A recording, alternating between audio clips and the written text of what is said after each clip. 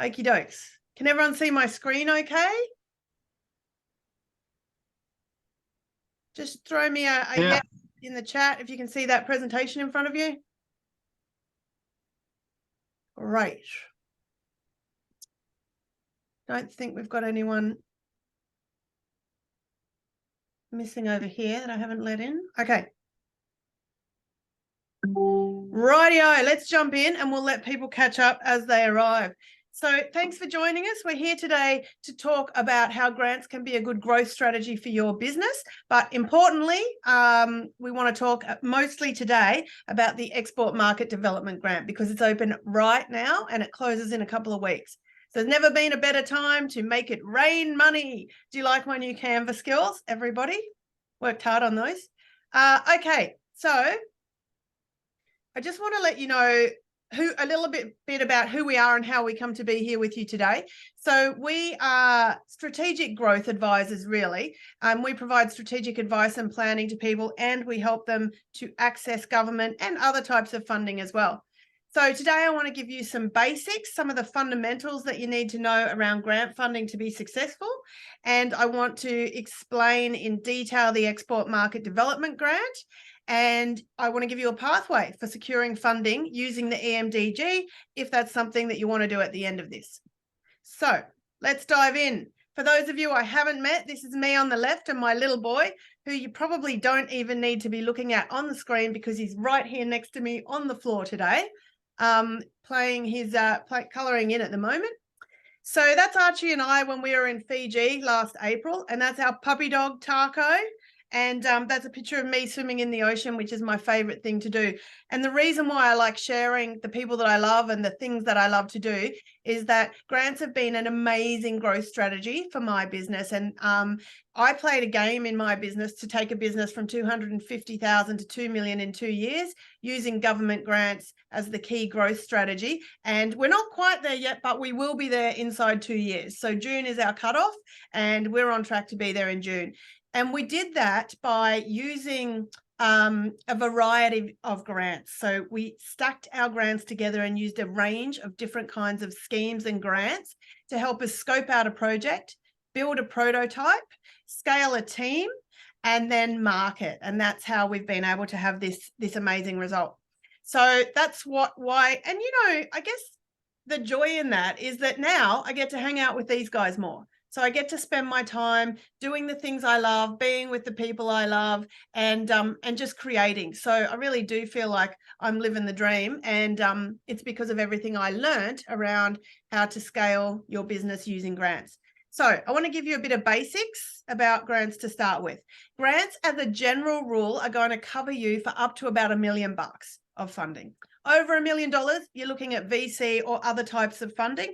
Now, there are always exclusions, but that's just something to keep in mind when you're thinking about grants. These are my 3 favorite statistics and facts about grants. 3,000 grants or more are open in Australia at any given point. 30 grants open and 10 grants close in Australia every single week. So half of our time is spent just staying on top of what's out there, what's opening, what's closing, what's hot, and what is happening in the landscape of grants. On average, the success rate with grants is 17%. So the average Joe Blow is going to have to apply 5 or 6 times to be successful with a grant that's competitive. Our success rate is much higher because this is now all we do all day long, every day. And the other thing to keep in mind is that grants always target something. So the support is always about reaching a particular sector, addressing a particular need in the business community. Maybe it's about enhancing the strategic priorities of the state or federal government. Maybe it's about helping businesses who are in a certain income bracket, but there is always a particular area of support. And I share that because one of the key pitfalls we see is that people, they don't really take the time to understand if they're a good fit for the grant that they're applying for. And they become sort of disappointed, I guess is a better word. And then they don't try anymore. But we know that grants are opening and closing all the time in Australia. You're going to have to apply 5 or 6 times to be successful, and it's always going to target something specific. So you really want to figure out what are the right grants for you, which are the 5 or 6 that you need to apply for in the next 12 months, and what are they really targeting and looking for. Now, I just want to give you a quick rundown on what the grant landscape looks like right now in Australia. So there's heaps and heaps of money out there. This gives you a bit of a run around Australia in terms of state by state. But we can also look in terms of activity, what sort of things are being funded out there, how many grants in those areas and how much. And we can look at industry, what types of industries are being funded right now. And this is current statistic this week. So it's, you know, there really is a lot of money out there. And the question is, are you positioned well for them? Now, I wanted to share with you guys, because people always ask me this question, what is the, how detailed does a grant need to be? So I've got 2 different grants here for you today. I'm just showing you the stack of paper. This is a grant asking for $20,000. It's about 15 pages. This is a grant submission that's asking for $4 million, and it's about hundreds of pages. You can see how big that is. So when we talk about how detailed should my submission be, you really want to be thinking about what is the funder trying to achieve with this pool of funds and how much am I asking for? And then that can guide you thinking about how complex your submission needs to be. That is actually the most common question that I get when it comes to grants. So I like to share it up front. Okay, what are some general tips or questions, I guess, you can ask yourself to help you get grant ready? You really want to be doing a detailed SWOT and positioning yourself for grant success. So it's not going to happen just because you apply for a grant last minute. It's about getting yourself in the right position, knowing what grants are good for you, being consistent as you would with any other growth strategy for your business. You need to be consistent with the use of grants as a strategy.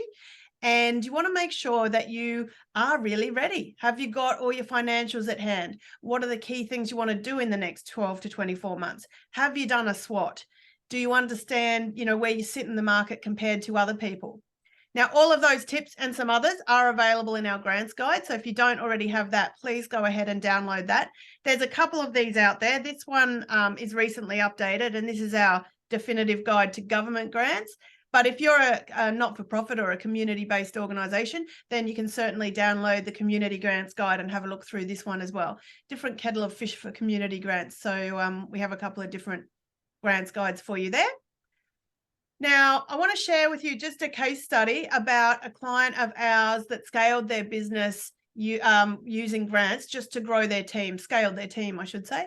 So this one happened when the Boosting Apprenticeship Scheme was still available, but it's just an example of how we can use grants in different ways. So these guys had determined that to achieve their goals over the next 12 months, they needed 4 new staff. Now, they believed that with 4 new staff, they could make just under $1 million more in revenue. The wage cost for that was going to be $224,000 to get them that $1 million or just under, but they didn't have the investment to employ people up front.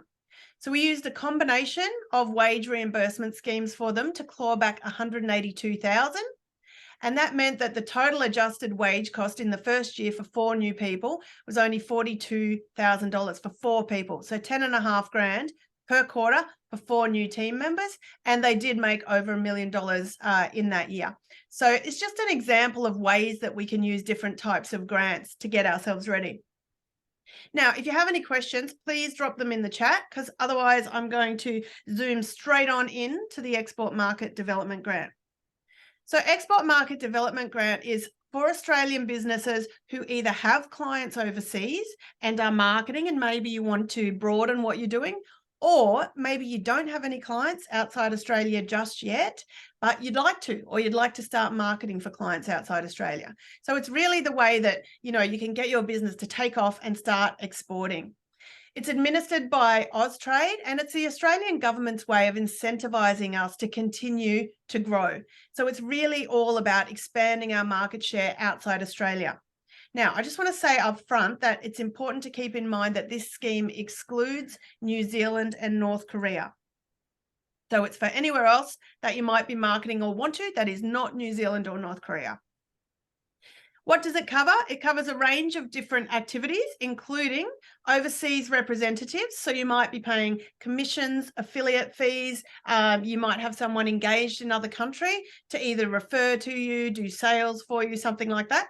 So it covers overseas representatives. It covers a range of different marketing consultants. So that could be anyone that you work with to help you prepare yourself for growth. So any kind of consultant that you might engage who helps you to do that can be claimed under this scheme. It covers travel to countries that you're either trading in now or would like to trade in. So you can go over there and explore what's possible, take some meetings, etc. And that includes, travel includes airfares, accommodation, and a daily allowance for up to 21 days per trip.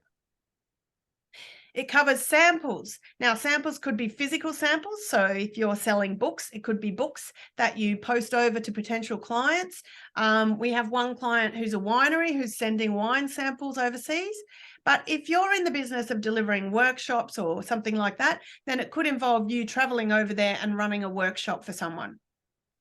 It also covers the cost of exhibiting at trade fairs, seminars, or in-store promos in another country, and also in Australia if it's for export purposes. So if you were going to, for example, the New South Wales Export Trade Convention to try and generate interest in creating clients outside Australia, then you could claim those costs as well. It covers all promotional literature and advertising, so any websites, any social media marketing, any collateral, any pull-up banners, anything you might be creating to use in markets outside Australia. It covers you bringing overseas buyers to Australia. So maybe you have someone who wants to come and have a look at your warehouse and see how you make your products. It will reimburse you for 50% of bringing them over and accommodating them. It will cover your registration, insurance, and IP. So you may need to trademark to enter the US or Canadian market. It will cover you for 50% of that. And at level 1, and I'll explain the levels to you in a minute, it will also cover your training and education. So if you're a member of an industry group or a mastermind or an educational program that helps you to grow, and there's a reasonable claim there that it's helping you prepare to export, then you can claim 50% of those fees back. Okay, let's talk about money. Any questions, just pop them straight in the chat box for me and I'll have a peek in just a second.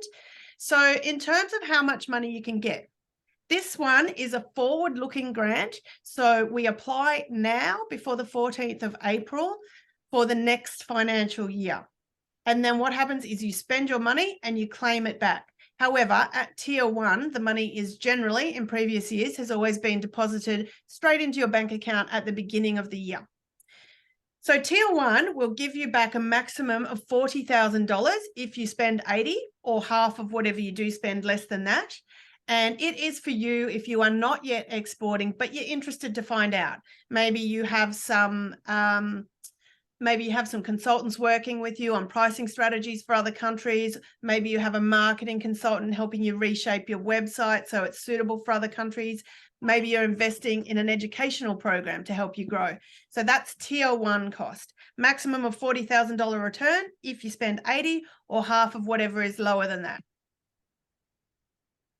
What have I done here? There we go. Okay, tier 2 will give you back a maximum of 80,000 if you spend 160,000 or half of anything less than that. And this is for you if you already have some clients outside Australia and you can demonstrate the revenue that's coming from those clients. We call it export revenue. So this could be like an accountant's verification, or perhaps it's a printout from Stripe that shows the income that's coming from other countries. So this one will give you back a maximum of 80,000 if you spend 160 or half of anything less than that. And then the highest level is tier 3. Tier 3 will give you back a maximum of $150,000 if you spend 300 or half of anything less than that. And this one is for those of you who have export revenue and you can demonstrate it, but you've been trading well, you've got solid revenue coming from outside Australia, excluding, of course, New Zealand and North Korea. But now you're making a strategic shift. So maybe you are selling a different product, you're diversifying your products or services, or you might be moving into a different country. So it's for you if you're already established and exporting, but now you are making a strategic shift. Now, I will just say, so I mentioned 40,000, 80,000, 160,000. These are upper limit fees. In reality, your reimbursement is more likely to be somewhere between 10 to 15,000 and 100,000. So last year, the actual figures were, I think, tier 1 received back 10,000, tier 2 might have been 18,000, and tier 3, I think, was 24,000. So it's really just based on the number of people who subscribe. So this is an eligibility grant. So everyone who is eligible and applies gets a slice of the pie. So we don't know the exact amount that you would get at each tier until all assessments are in after the 14th of April. And the panel has a chance to assess eligibility. And then basically the pool of funds for each tier is split between the number of people found to be eligible. So the amount can change each year. Probably worth pointing out that you can claim it 8 times in total, and you can receive back a maximum of 770,000 using this grant. And the idea is to incentivize you early on to start preparing for export, and then to support you while you're in those early stages of exporting. So that's why you can claim it so many times. You don't have to start at tier 1. You can start at tier 3 if that's where you are already, as long as you meet that eligibility criteria. So you can move in any way that you like through the 3 different tiers, as long as you can meet that criteria. So, okay, let's have a look now at how the process works. So I mentioned that it's a forward-looking grant this year. So you submit now and you let the government know. Just make sure that everyone's muted out there so we don't have a bit of a sound problem. If you're not muted, can you put yourself on mute for me? So we submit now for next financial year, and you'll submit by the 14th of April, and then you can expect a result before the end of June. Sometimes timeframes blow out with the government, so it's important to just be aware that this is no different. With any grant, you would generally expect a sort of 8 to 12 week assessment period, but they do often blow out, so it's important to just know that going in. So you submit your grant now, it goes into the pool to be assessed. You receive your approval once the assessment is complete, and the approval comes as, firstly, an email to you letting you know you've been assessed as eligible, and your submission has been passed along to the delegate to issue you with an agreement. And then you will receive an agreement which drops into your MyGov ID portal. If you're working with us for this process, that's the point at which you take over, because obviously we can't access your MyGov ID portal. So you receive an email to say you've been approved, your agreement is sitting in your MyGov ID portal. You just click on the link and pop in and accept the agreement. And then it's a done deal. So once you do that, you can go ahead and start spending as per the budget that you put in with your submission. And then if you're tier 1, the money will be dropped into your account automatically, assuming there are no changes to the process this year. If you're tier 2 or 3, you spend the money and then you claim the reimbursement at the end of the financial year. But you do have that certainty of agreement. So you know that you can go ahead and spend the way that you budgeted, which all happens in the submission process itself. And then you submit your report at the end of the financial year, and that'll be triggered by the department. You'll just receive, it's a very simple process. You'll receive an email from them. It's time to acquit for your export market development grant for last year. Pop in here, you answer a few simple questions, which is just like, did you spend the money the way that we approved you to spend it? Did it help you make more money? Did you create more revenue or opportunity? How much more? How much less? It is not a requirement of this grant that you generate revenue from export, or you may go in at level 1 thinking, I'm going to start preparing to export and look at what's involved with that, but you may not ever actually make any export revenue, and that's okay. Okay, so what's required with your submission?